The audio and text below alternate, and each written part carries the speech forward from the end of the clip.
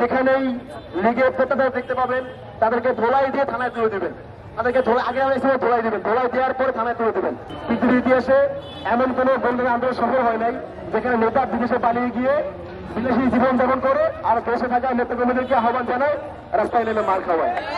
যদি তোমাদের হেডন থাকতো, আওয়ামী লীগ কোন রাজনৈতিক দল নয়, আওয়ামী লীগ সন্ত্রাসী সংগঠন, আওয়ামী লীগ বাংলাদেশের স্বাধীনতা সার্বভৌমত্বের জন্য বাংলাদেশের দিল্লির এজেন্ডা বাস্তবায়নকারী দলের নাম হল খুনি হাসিনার দল আওয়ামী লীগ। এই আওয়ামী লীগের রাজনীতি 36শে জুলাই 5 আগস্ট হয়ে গেছে। এই আওয়ামী লীগের দালালদের, খুনি হাসিনার দালালদের যেখানে পাওয়া যাবে সেখানে প্রতিরোধ করে তুলতে হবে। আমরা আজকে 1.5 বছর পরে খুনি হাসিনা এবং তার দূষণের বিচারের দাবিতে আমাদেরকে রাস্তায় নামতে হচ্ছে। আজকে শহীদদের রক্তের উপর যে অন্তর্বর্তীকালীন সরকার গঠিত হয়েছে, তারা গত 1.5 বছরে কি করেছে আমরা আজকে জানতে চাই। খুনি হাসিনার যে প্রশাসন, যারা গণহত্যা এবং শিশু হত্যায় সহযোগী করেছিল, যারা গুম খুন আইনগরের সহযোগী ছিল, তাদের বিরুদ্ধে কি ব্যবস্থা নিয়েছে ইন্টারিম সরকার, সেটা আজকে আমরা জানতে চাই।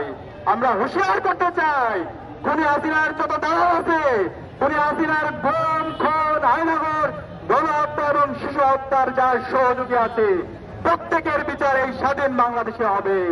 তাদেরকে যেখানে পাওয়া যাবে বাংলাদেশের মুক্তিকামী ছাত্র জনতা, সকল রাজনৈতিক দল, ছাত্র সংগঠনকে আমি অনুরোধ করবো, খুনি হাসিনার দোষরদের যেখানে পাওয়া যাবে সেখানে প্রতিরোধ করে তুলতে হবে, এদেরকে ধরে থানায় দিতে হবে।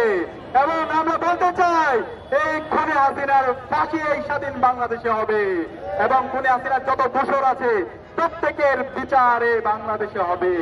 আজকে আমরা বলতে চাই, আমাদের এই মুক্তিকামী ছাত্র জগৎ তারা ঘুমিয়ে যায়নি, জুলাই যে প্রজন্ম তৈরি হয়েছে তারা ঘুমিয়ে যায়নি, প্রতিরোধ করার জন্য তারা প্রস্তুত আছে।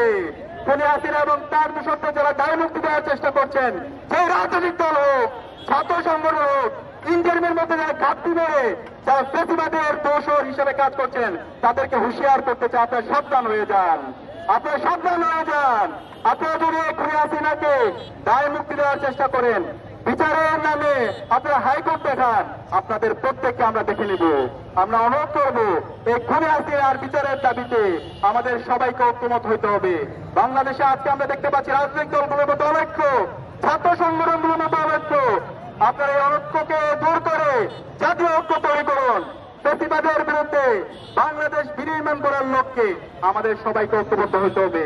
আমরা আজকে ঢাকা বিশ্ববিদ্যালয়ে প্রত্যেকটা পয়েন্টে পয়েন্টে আজকে আমরা অবস্থান নেব।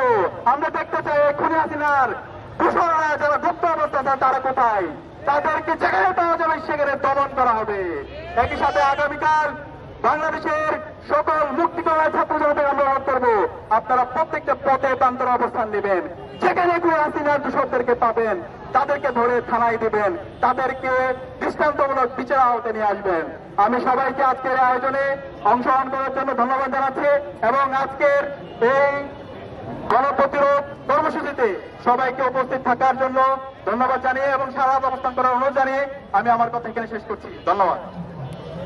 যে ভাইরা, আমাদের আজকের কর্মসূচি এখানে সমাপ্ত হয়ে গেছে। আপনারা জানেন যে কিছুক্ষণ আগে রোকে হলের সামনে এই জঙ্গিরা ককটেল বিস্ফোরণ ঘটানোর মাধ্যমে আমাদের 2 জন ছাত্রীবোনকে রক্তাক্ত করেছে।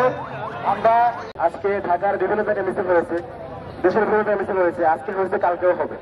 দেখে যেন মনে হচ্ছে আবারও ঝড়ে নেমে আসছে, মনে হচ্ছে আবারও যুদ্ধ হচ্ছে।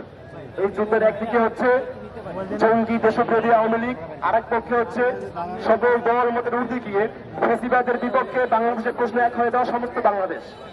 এই যুদ্ধটা আমরা করবো কারণ যাদের বিরুদ্ধে আমাদের যুদ্ধ, এই কুলাঙ্গার খুনি জঙ্গিদের হাতে রিয়া গ্রুপের মতো ফুলের কলি সহ প্রায় 2000 ফুল শুধুমাত্র জুলাইতেই শহীদ হয়ে গিয়েছে। প্রায় 1.5 লক্ষ ভাই বোনেরা বন্ধুত্ব আত্মবরণ করেছে। তো তাদেরকে আমরা ছেড়ে দিব না। আজকে তারা আবারও নতুন করে, তাদের বিচার হয়নি এক পদ্ধতি, তারা আবারও নতুন করে মাঠে নামার মতো সাহস দেখাচ্ছে, তারা নাশকতা করার পরিকল্পনা করছে। এই নাশকতার বিরুদ্ধে ঢাকা বিশ্ববিদ্যালয়ের শিক্ষার্থীরা সমগ্র বাংলাদেশ নিয়ে বা সমগ্র বাংলাদেশ সাথে নিয়ে এই নাশকতার বিরুদ্ধে ঢাবির শিক্ষিত হিসেবে থাকবে, এখনো আছে, সামনেও থাকবে।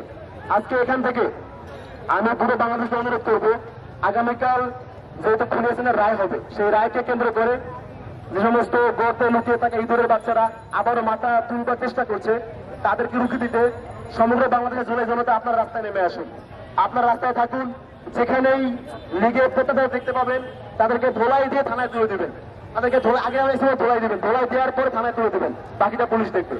আমাদের জুলাইতে তারা আমাদের ভাইদেরকে মেরেছে, সেই বিচার দেখা পাই নাই আমরা। এখনো আমাদের অন্তরে পৃথিবী আগুন চলছে, সেই বিচার যেহেতু ইন্টার্ন করতে পারে নাই, আগামীকাল যদি আল্লাহ তাআলা কবুল করে খুনি লীগের ইঁদুরের ভর্তি যারা বেরোতে চেষ্টা করে তাদেরকে আমরা ধোলাই দিয়ে থানায় তুলে দেবো, বাকিটা হচ্ছে পুলিশ দেখবে।